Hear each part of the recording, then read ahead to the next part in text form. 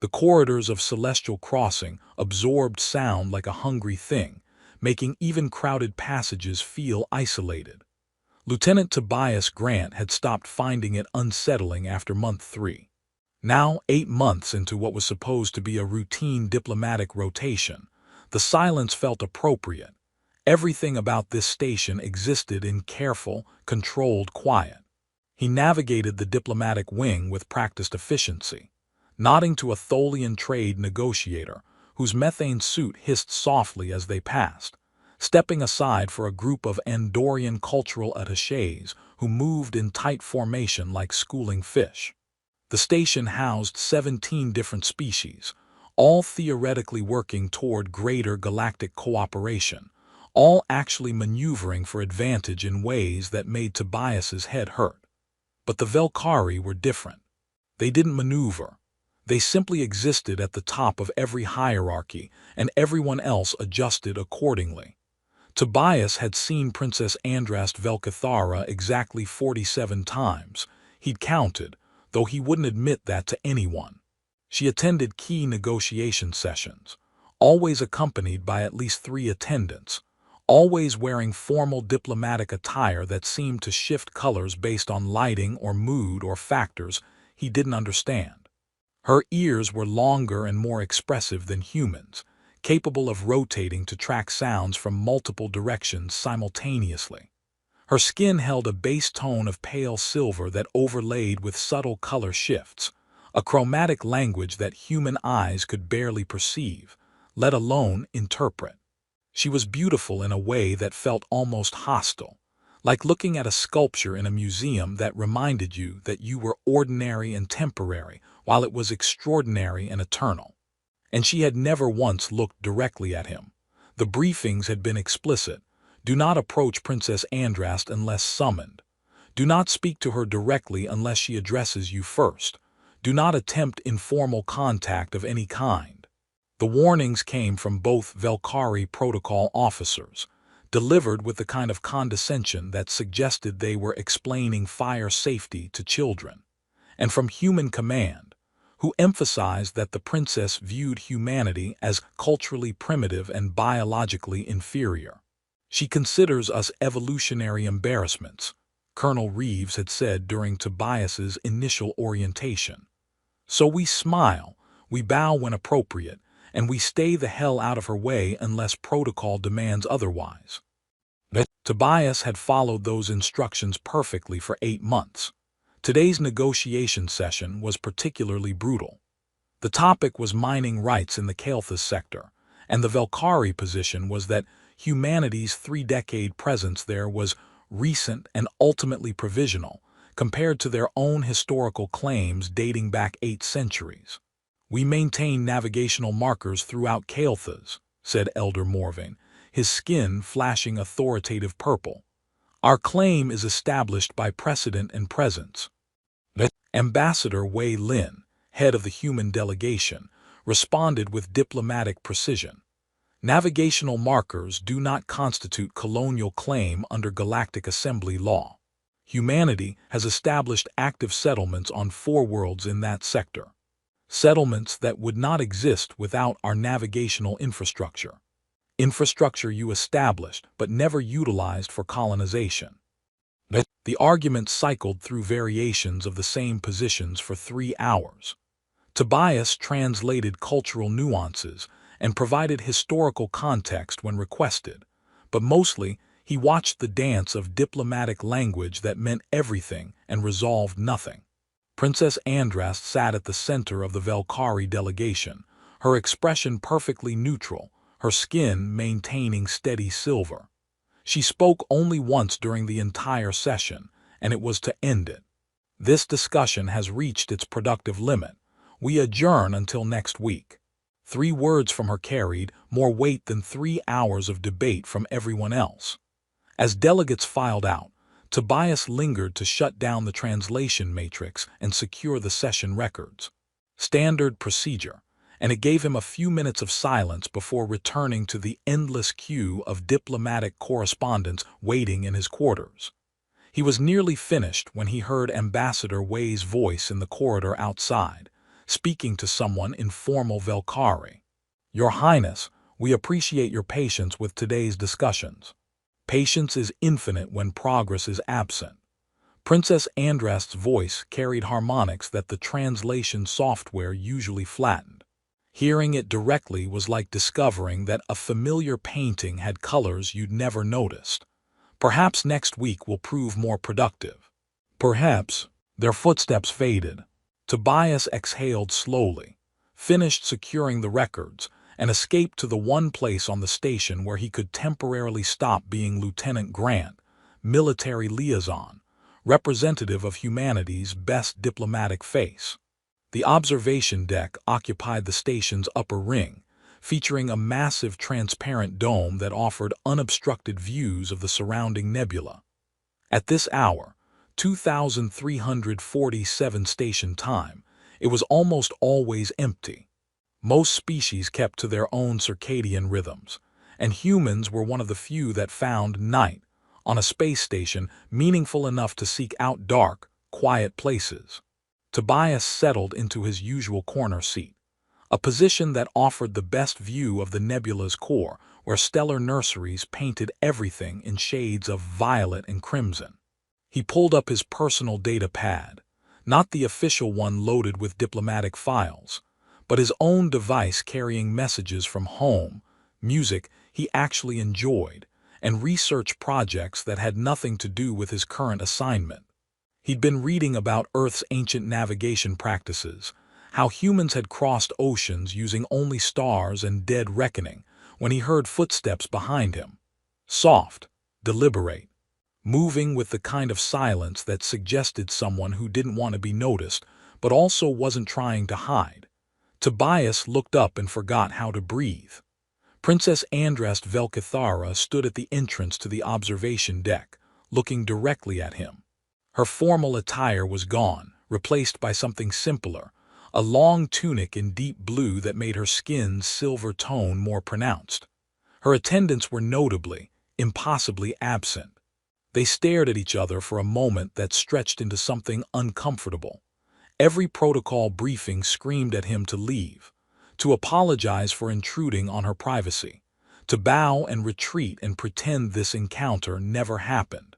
Instead, he stood slowly, keeping his movements non-threatening, and said, "Your Highness, I was just leaving." "Were you?" "Ah, yes. That is unfortunate." She moved forward, her steps silent on the observation deck's sound-absorbing floor. "I was hoping for company."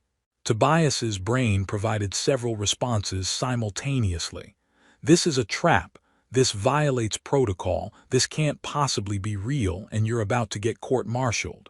What came out was, "You want company." I would not have said so otherwise. She crossed the deck and sat in the chair beside his. Not across the space maintaining formal distance, but right beside him, close enough that he could see the intricate patterns in her skin that shifted with light and motion. Tobias sat down slowly, his military training warring with complete confusion about what exactly was happening. They sat in silence. The nebula wheeled slowly beyond the dome. Stellar gases painted the darkness with colors that had nothing to do with human or Velkari vision. These were wavelengths neither species had evolved to see, now visible through technology that democratized the universe's beauty. Andras didn't speak, neither did Tobias. The silence stretched from uncomfortable to neutral to something approaching comfortable.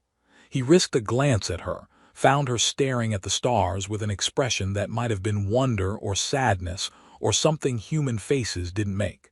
Her ears twitched slightly when a particularly bright star rotated into view, a pulsar probably, its rotation making it flash like a cosmic lighthouse. Her breathing was slower than human standard, deeper, with a rhythm that reminded him of meditation techniques. And she'd chosen to sit on his right side, where his hearing was better after a shuttle accident had damaged his left ear. Coincidence? Or had she noticed somehow? After what felt like 30 minutes but might have been 10, she spoke. Not in formal Velkari with its layers of meaning and chromatic reinforcement. Not through the translation matrix that turned everything into bland diplomatic standard. but in carefully pronounced, slightly accented human speech. The stars look different from here than from my homeworld. Her voice without translation was remarkable, carrying overtones and harmonics that suggested music more than speech, like someone had figured out how to make language itself sing. Tobias found his voice, different how. Velcara Prime sits in the galactic arm's inner spiral. From there, the stellar density is such that darkness never truly exists. Always there is light from some star, some cluster, some nebula. We do not have what you call night. That sounds beautiful. It is, but it means we do not see what you see, the true vastness of space, the empty distances between lights. She tilted her head slightly. Here I can see the darkness. It is both frightening and clarifying. Tobias nodded slowly. I grew up on a colony world called New Hebrides. Earth's constellations meant nothing there. The stars were completely different. I had to learn navigation by markers that weren't in any Earth mythology. Navigation by your own discoveries, rather than inherited knowledge. Exactly. It felt like we were writing our own mythology instead of copying someone else's. And yet you were still human, still connected to Earth even across impossible distances. Yeah, home is weird like that. You can leave it, but it doesn't really leave you. She made a sound that might have been agreement. I have been away from Velcara for 14 months. I dream sometimes that when I return, no one will remember me, that I will have become strange to them. Do you miss it, your homeworld? Every day. And yet I am needed here, performing this function, representing my people, ensuring that their interests are protected. Her skin shifted to something grayish-blue that looked like melancholy. Sometimes I think I am most useful when I am furthest from what I love. The honesty in that statement hit Tobias like a physical thing. This wasn't diplomatic speech. This was genuine feeling, offered without calculation. I know that feeling, he said quietly. I joined diplomatic service after my brother died in the border skirmishes. Thought maybe I could prevent other families from losing someone. But the work it's necessary, but it's also endless. And sometimes I wonder if anything I do actually matters. It matters. She turned to look at him directly, and he saw that her eyes weren't uniformly silver but held flecks of color that shifted like opals. I have watched you these past months. You are careful with other species' customs. You stay late reviewing protocols. You correct translation errors that others miss. These are not the actions of someone who believes their work is meaningless. He felt his face warm, embarrassed by the observation and the attention it implied. You've been watching me. I observe everyone, it is habit and necessity. She paused, but yes, I have noticed you specifically. Why? Because you are one of the few humans who does not perform. Most of your delegation wears competence like armor, trying so desperately to prove you belong here that you forget to be genuine. You simply do your work and leave. It is refreshing. Tobias didn't know what to say to that. They lapsed back into silence, but it felt different now, weighted with mutual recognition. After another span of quiet, he asked, "Can I ask you something?" "You may try. I will decide whether to answer." "Fair. Why were we warned not to speak to you? Everyone says you view humans as culturally primitive, lesser." Her skin shifted through complicated patterns, blues and grays, and something that looked like embarrassment. "I was told the same about humans, that your species is aggressive, emotionally volatile, diplomatically unreliable. That engaging with you beyond formal necessity would be contaminating. And you believed it." I had no reason not to. The Velcari have thrived for millennia. Our cultural frameworks are time-tested. When a new species arrives claiming equal status, the assumption is that they have not yet earned it. That's a diplomatic way of saying you thought we were primitive. Yes, she met his eyes directly. I thought your people were primitive. I was taught this. I saw no evidence otherwise. A pause. Until I began actually observing you, rather than relying on what I was taught to believe. And now I think that cultural age does not equate to cultural worth. That perhaps my people in our ancientness have forgotten how to adapt, while humans in their youth remember how to change. Her skin shifted to thoughtful violet. You are primitive only if one measures by time. Measured by flexibility, by creativity, by sheer determined survival, you are remarkable. That's the nicest way anyone's ever called my species stubborn. She made that sound again, the one that might be laughter. Stubbornness is not always a flaw. They talked more easily after that. The conversation was still fragmented, full of pauses where both of them searched for words or navigated translation difficulties. But it was real in a way that formal diplomatic exchanges never achieved. She told him about Velkara's crystal cities, about architecture that sang in the wind, about a culture so old that they had forgotten some of their own history because the records predated reliable storage methods. He told her about Earth, about humans spreading across the galaxy like a particularly ambitious invasive species, about watching his brother's ship disappear in a border skirmish, and deciding that someone had to try building bridges instead of burning them. "Your brother," she said quietly, "I am sorry for your loss. It was 7 years ago, but thank you. Loss does not diminish with time, it only becomes familiar." Yeah, that's exactly it. At some point, he noticed that the station's chronometer showed 1:37. They'd been talking and not talking for nearly 3 hours. Andras noticed his glance. "I should return before my attendants organize search parties." She stood, and Tobias rose automatically. Military courtesy so ingrained he didn't think about it. They faced each other in the dim light of the observation deck. Two beings from different worlds who'd accidentally found something genuine in a place designed for artificial performances. "Thank you," she said, "for not leaving when I arrived, for speaking honestly, for—" She paused, searching for words, "for treating me as someone who needed a friend rather than as a princess who required deference." "I think maybe we both needed a friend," Tobias said. Her skin shifted to warm amber, which he didn't know the meaning of, but the tone felt positive. She moved toward the exit, then paused at the threshold. "They warned me not to speak to you," she said, looking back over her shoulder.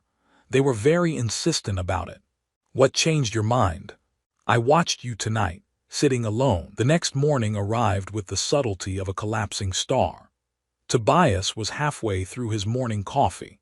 The station synthesized a version that tasted like recycled disappointment, but contained adequate caffeine, when his comm unit chimed with a priority message. "Lieutenant Grant, report to Colonel Reeves's office immediately." David looked up from his own breakfast. "That sounds ominous." "Everything sounds ominous before coffee." "You had coffee. That was coffee, right?" "That brown liquid you just drank." "Allegedly." Tobias made it to Colonel Reeves's office in 8 minutes, which was good time considering the station's labyrinthine layout. He entered to find his commanding officer looking tired and irritated, her default state but slightly more pronounced than usual. "Lieutenant, sit." He sat. Reeves pulled up a holographic display showing the station's security grid. "Were you on the observation deck between 2300 and 100 hours last night?" His stomach dropped approximately 3 meters. "Yes, ma'am. Alone, initially. And then, there was no point lying." Lying to a superior officer was court-martial territory, and honestly, after last night's conversation, the truth felt more important than self-preservation. "Princess Andras joined me. We watched the stars. We talked. Nothing inappropriate occurred." Reeves closed her eyes and rubbed the bridge of her nose. "Define inappropriate." "We sat. We talked about navigation and homeworlds and cultural differences. She left around 1:30. That's it." "That's it?" Reeves's tone suggested this was anything but simple. "The Velkari Protocol Office contacted me at 600. Apparently, their tracking systems, which they definitely have and definitely monitor constantly, show that Princess Andras was off-grid for approximately 3 hours last night. When they finally located her, she was returning from the observation deck. She chose to be there. I didn't invite her. I didn't. I know, Grant. The security footage shows her entering the deck voluntarily, sitting beside you voluntarily, and staying for 3 hours voluntarily. That's not the problem. Then what is the problem? The problem is that now the Velkari are embarrassed they lost track of their princess for 3 hours. They're demanding to know if human personnel compromised her security or influenced her improperly. Meanwhile, our diplomatic corps is concerned that you somehow offended her, which could derail negotiations we've been working on for over a year. Reeves leaned back in her chair. So I need to know, Lieutenant, what exactly happened on that observation deck. Tobias took a breath. We talked about stars, about navigation, about feeling isolated even when surrounded by people, about what it's like to be far from home while representing civilizations that are watching every move you make. He met Reeves's eyes. We were just two people who needed to talk honestly for a few hours. That's all. Reeves stared at him for a long moment. You talked about stars. Yes, ma'am, for 3 hours. There was also significant comfortable silence. Comfortable silence. With the Velkari princess, who supposedly views humans as evolutionary embarrassments. She doesn't actually. That's propaganda from both sides meant to keep us separated and afraid of each other. Reeves made a sound that might have been a laugh or might have been the beginning of a stress-induced breakdown. Officially, you are being advised to avoid unauthorized contact with Princess Andrast Velkathara. This is a direct order for the official record. Understood, ma'am. Unofficially. Reeves pulled up another display, this one showing recent negotiation progress. This morning, Princess Andrast personally approved 3 human proposals that have been stalled for 6 weeks. 3 proposals she was vocally opposed to last week. The Velkari delegation is confused. Our delegation is confused. Everyone is confused except apparently you. Tobias looked at the approvals, his chest doing something complicated. I didn't ask her to do that. I know you didn't, which makes it more significant. Reeves dismissed the display. Whatever you did on that observation deck, it seems to have worked. So my official order stands, avoid unauthorized contact. My unofficial advice, don't screw this up. Tobias was dismissed, more confused than when he'd arrived. He spent the rest of the day in routine duties, trying not to think about the observation deck, mostly failing catastrophically. Every time he passed a window, he found himself looking at stars and wondering if Andrast was doing the same from somewhere else on the station. At 1800 hours, his comm unit received a message from an unknown sender, which shouldn't have been possible on a secured station network. He opened it cautiously, half expecting a security alert. The message was brief. Observation deck, 2300 hours, if you wish. Tobias stared at the message, his heart doing extremely unprofessional things. She'd found a way to message him privately, bypassing official channels entirely. That alone was remarkable, and probably illegal by about 14 different security protocols. He showed up at the observation deck at 22:57 hours, because being early felt presumptuous, but being late felt disrespectful. Andrast was already there, wearing the same simple tunic, sitting in the same seat, looking out at the same stars. When she heard him enter, her skin shifted to warm amber. You came, she said. You invited me. I suggested, you chose. She gestured to the seat beside her. There is a difference. He sat down, and the familiarity of it was striking, like they'd been doing this for years instead of one night. They fell into silence naturally. It was easier tonight, less weighted with uncertainty, more comfortable with the understanding that neither of them needed to perform. After perhaps 15 minutes, Andrast spoke. I approved 3 human proposals this morning. I heard. Thank you, do not thank me. They were good proposals that I had dismissed for political reasons rather than practical ones. That was a failure of judgment. What changed? She turned to look at him, her opal-flecked eyes catching starlight. Last night, you spoke about your brother, about choosing diplomatic service because you wanted to prevent other families from experiencing your loss.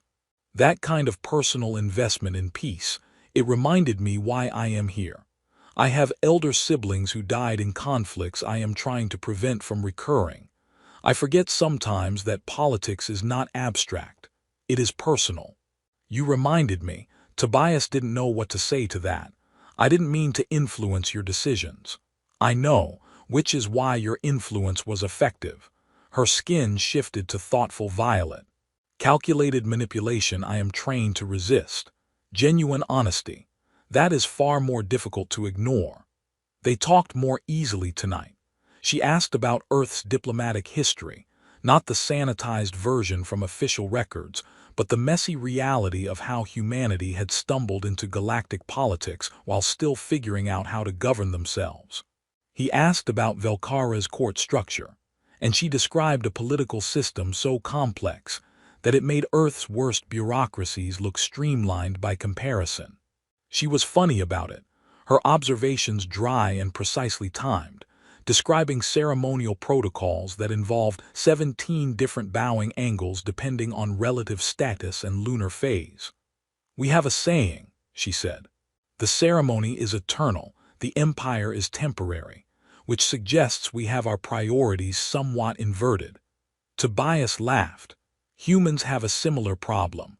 We'll argue for 6 months about the wording of a treaty clause and then wonder why implementation takes forever. Perhaps all civilizations are equally dysfunctional. We simply disguise it with varying levels of sophistication." That's the most reassuring thing anyone said about galactic politics in 8 months. Her skin flashed pleased gold, and Tobias realized he was starting to read her chromatic language, not fluently, but enough to catch emotional overtones. At some point, time had become fluid and meaningless in these conversations. Tobias asked something he'd been wondering since last night. "Why do you come here? To this observation deck specifically?" "Because everywhere else on this station I am Princess Andrast Velkathara, heir to the Velkari throne, representative of an empire 8,000 years old. Here." She gestured at the stars beyond the dome. "Here, I can be someone who simply likes looking at the universe and feeling small in a good way." Small in a good way. When you spend your life being told you are important, that your decisions affect billions, that your every action carries weight, it is exhausting. Looking at stars reminds me that I am infinitesimally small, that the universe will continue long after I am gone, and that this is comforting rather than terrifying. "Yeah," Tobias said quietly. "I get that. Everyone wants me to be Lieutenant Grant, military liaison, person who has all the answers. Sometimes I just want to be Tobias, guy who likes stars and has no idea what he's doing." "I suspect you know exactly what you are doing. You simply prefer not to perform that knowledge. Maybe, or maybe I'm just good at faking competence." "Then you and I have that in common." They sat in comfortable silence after that, and Tobias felt something settle in his chest, a sense of rightness that he hadn't experienced since leaving Earth. Not home exactly, but something adjacent to it. Connection, maybe. Understanding. At 100, Andress stood to leave. But before she did something unexpected. She reached out and briefly touched his hand. Among Velkari, he'd read somewhere, physical contact was rare and significant, reserved for family or those granted deep trust. "Tomorrow?" she asked. "If you wish," he replied, using her own phrasing back. Her skin shifted to brilliant gold and she left, moving through the corridor with silent grace. Tobias sat in the observation deck for another hour, staring at his hand where she'd touched it, and wondering how 3 hours of conversation with an alien princess had become the most important part of his day. Over the following week, their pattern solidified. Every night at 2300 hours, they met on the observation deck. Every night, they talked about increasingly personal topics, moving from safe diplomatic territory into genuine emotional honesty. She told him about growing up in Velkara's Crystal Palace, about elder siblings who'd been brilliant and beloved, and had died in conflicts she was determined to prevent from recurring. About the pressure of being heir apparent, about feeling like a symbol rather than a person, about the loneliness of being constantly observed but rarely truly seen. He told her about his childhood on New Hebrides, about losing his brother Marcus to a border skirmish that made no strategic sense, about joining diplomatic service with idealistic notions of preventing war, and gradually realizing that most people preferred conflict to the hard work of understanding each other. She brought recordings of Valkyrie music, haunting harmonics that made human ears ache, but in a beautiful way, like being homesick for a place you'd never been. He introduced her to human literature, reading passages from books he loved while she listened with complete attention, occasionally asking questions that revealed how differently their species processed narrative and meaning. "Your storytelling is so linear," she observed one night after he'd read her a chapter from a novel about Earth's colonization era. Event follows event in chronological sequence. Valkyrie literature moves through time more fluidly, past and future existing simultaneously in the narrative. That sounds confusing. It is initially, but it reflects how we experience time, not as a line but as how do you say, a tapestry where all moments exist together and we simply choose which threads to follow. That's beautiful, also completely impossible for human brains to process. Perhaps that is why our species misunderstand each other. We experience reality through fundamentally different frameworks. So how do we bridge that? She'd looked at him with an expression he was learning to read as thoughtful affection. We do what we are doing now. We sit together, we share honestly, we accept that we will never fully understand each other, and we choose connection anyway. It was working. Whatever they were building in these stolen hours of honesty, it was having effects beyond their private conversations. Diplomatic sessions became noticeably more productive. Valkyrie delegates started citing human research in their proposals. Human negotiators began referencing Valkyrie historical precedents with actual understanding rather than superficial acknowledgement. But secrets on a diplomatic station don't stay secret forever. On the 8th night of their meetings, Tobias arrived at the observation deck to find Colonel Reeves waiting instead of Andrast. "Colonel." His stomach dropped. "Is something wrong?" "Sit down, Lieutenant." He sat, and Reeves took the seat Andrast usually occupied, which felt wrong in a way he couldn't articulate. "I'm not here to reprimand you," Reeves said, which was somehow more concerning than if she had been. "I'm here because there are factions in the Valkyrie delegation that want you removed from this station. They're calling you a security risk and claiming you've compromised Princess Andrast's objectivity. That's not. I know it's not true. But truth matters less than perception in diplomatic circles." Reeves looked tired. "Ambassador Wei asked me to speak to you directly. You're being reassigned." "When?" 48 hours. "You'll be transferred to the human embassy on Kepler Station. It's a promotion, actually, better pay, more prestige. But it gets you away from Celestial Crossing." Tobias felt something crack in his chest. "And if I refuse?" "Then you'll be court-martialed for insubordination, which helps exactly no one." Reeves's expression softened slightly. "I'm sorry, Grant. You did nothing wrong. You did something remarkable, actually. You earned the trust of someone we were told was impossible to reach. But that makes you dangerous to people who prefer the status quo." "Does she know, Andrast?" "Her delegation knows. Whether they've told her yet, I can't say." Reeves stood. "You have 48 hours. Use them wisely." She left, and Tobias sat alone in the observation deck, staring at stars that suddenly felt impossibly distant. He didn't know how long he sat there before he heard familiar footsteps behind him.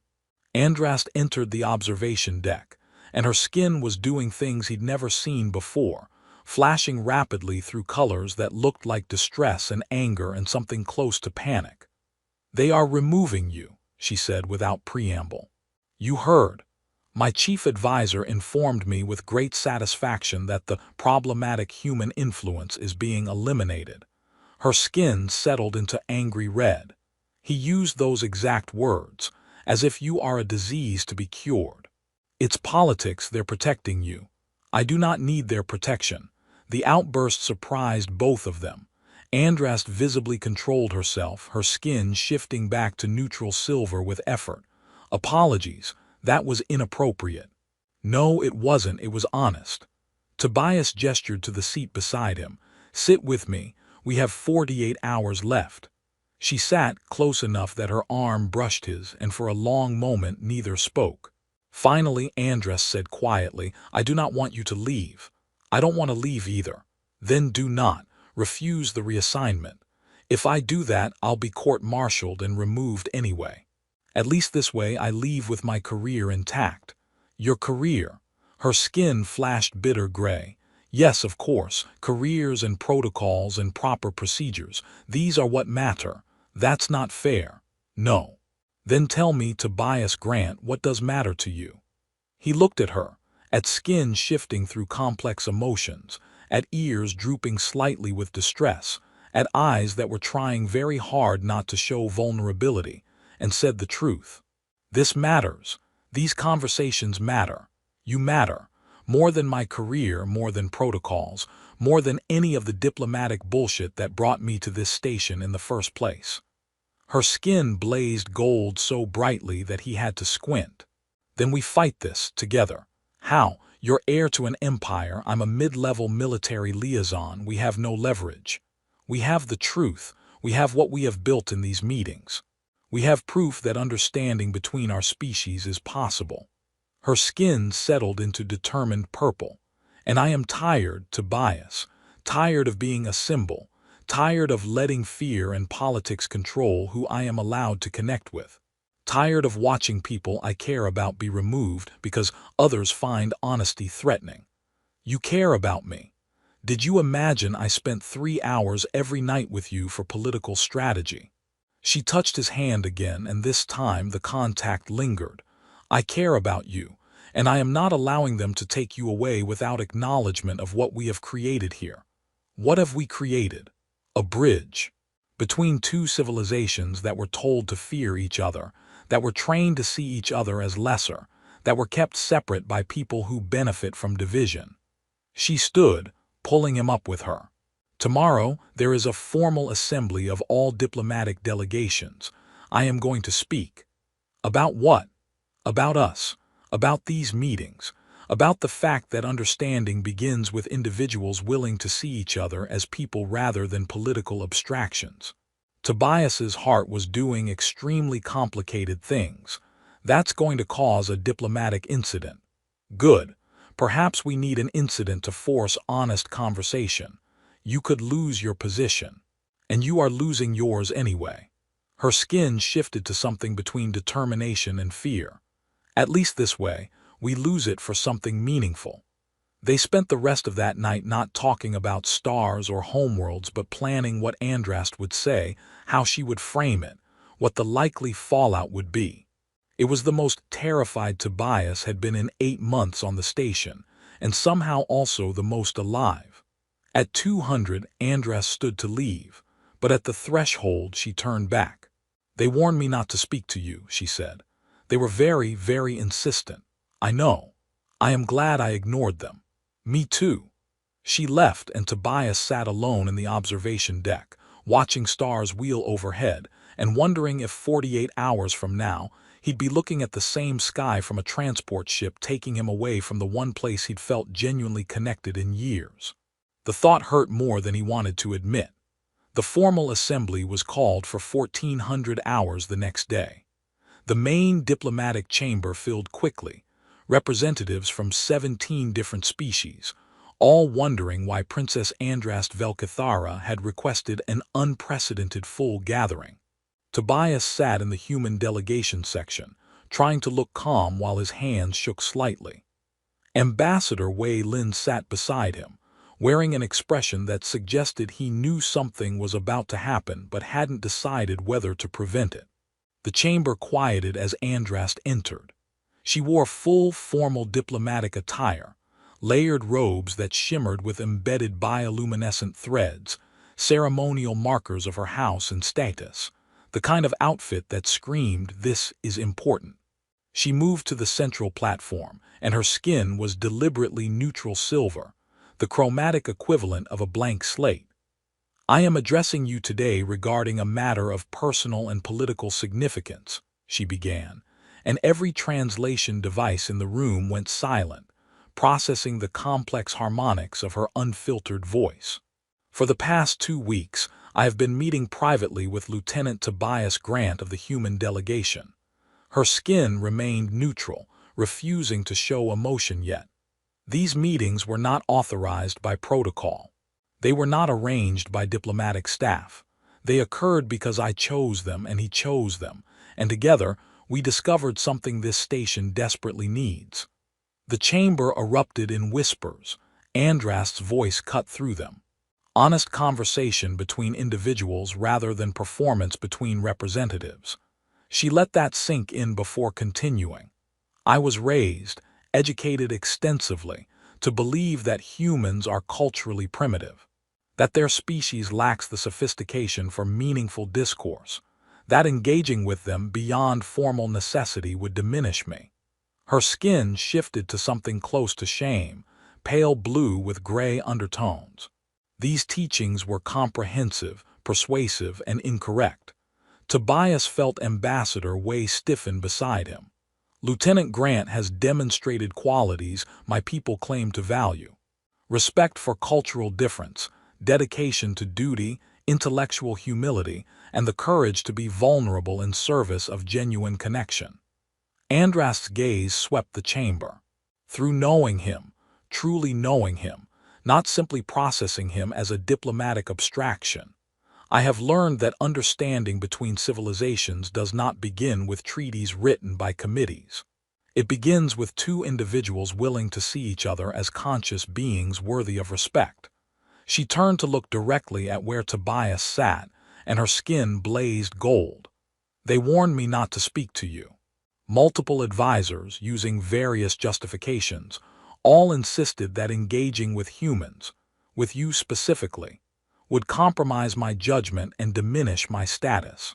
But you sat beside me beneath stars, and you treated me not as a princess requiring deference but as someone who needed a friend. For that honesty, I am grateful. And for that connection, I publicly acknowledge what our private conversations have taught me." The chamber was absolutely silent. Peace is not built by delegates in chambers following protocols designed to minimize risk.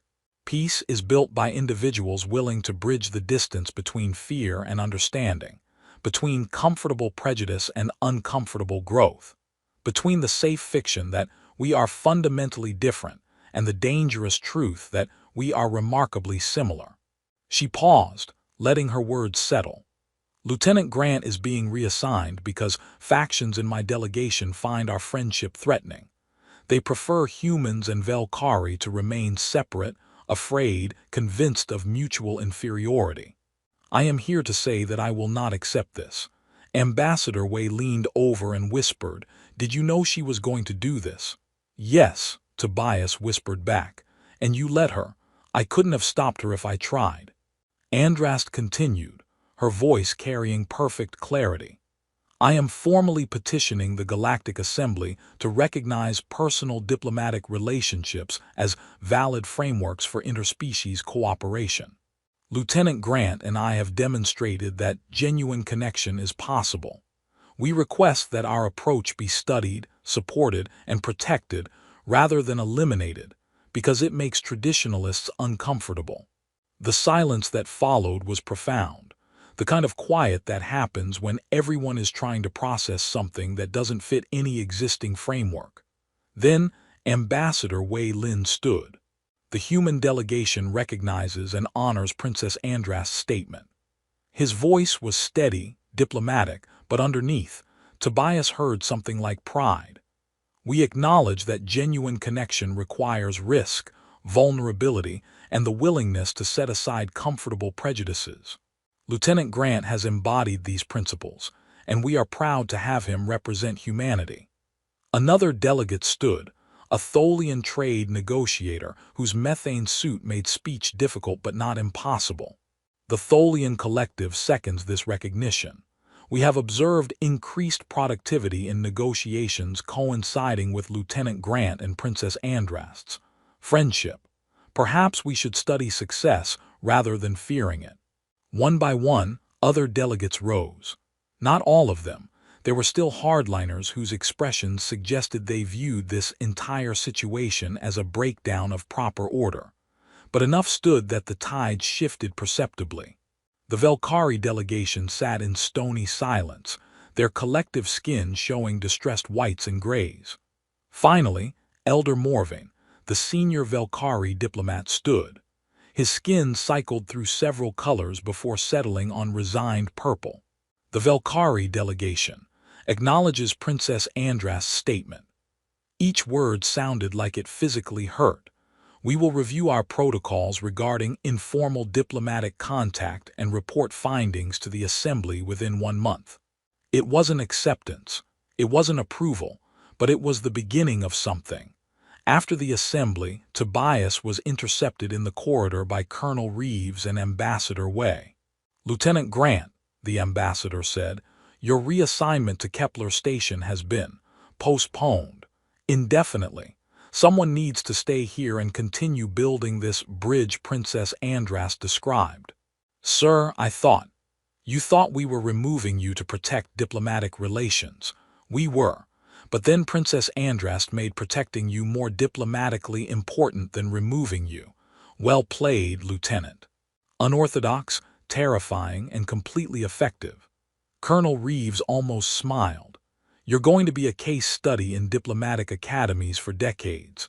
Personal relationship frameworks as foundational elements in cross-cultural cooperation.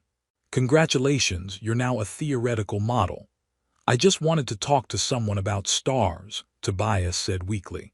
"And instead, you accidentally revolutionized first contact protocols. Funny how that works." They left him standing in the corridor, trying to process that he wasn't being reassigned, that Andrast had publicly defended their friendship, that somehow 3 hours of nightly conversation had become a diplomatic framework. He found her in the observation deck that evening, sitting in their usual seats, looking out at familiar stars. "You didn't have to do that," he said, sitting beside her. "I did, actually. They were removing you. This way, removing you becomes politically costly rather than quietly convenient." Her skin shifted to warm gold. "And I meant everything I said. You have taught me that cultural age does not equate to cultural worth. That flexibility and honesty matter more than ancient traditions. That sometimes the bravest thing is to sit beside someone and admit you do not have all the answers." "I don't have any answers. I'm just a guy who likes stars." "You are a person who chose connection over fear. That is more valuable than any expertise." She touched his hand and the contact felt both familiar and electric. "So, we are now a diplomatic framework. How does that feel?" "Terrifying, also kind of amazing." He looked at her, at skin shifting through happy golds and content ambers, at ears perked forward in attention. "What happens now?" "Now both our civilizations watch to see if this bridge we have built can support weight. If we fail, we become a cautionary tale. If we succeed, we become precedent. No pressure. None whatsoever." Her skin flashed amused violet. "But I think we will succeed, because we already have succeeded at the hardest part. Which is seeing each other as people rather than political abstractions. Everything else is merely logistics." They sat together in comfortable silence, watching stars that belonged to neither species exclusively. And Tobias thought about the moment 2 weeks ago when he'd looked up to find an alien princess standing at the entrance to his refuge. He'd been warned not to speak to her. Everyone had been very insistent about it. And he was profoundly, eternally grateful that she'd ignored every warning and sat beside him anyway. Because sometimes, peace doesn't start with treaties or trade agreements or formal protocols negotiated by committees. Sometimes, it starts with 2 people sitting in comfortable silence beneath the same stars, choosing to see each other as conscious beings worthy of connection. And that, Tobias thought as Andrast's hand found his in the starlight.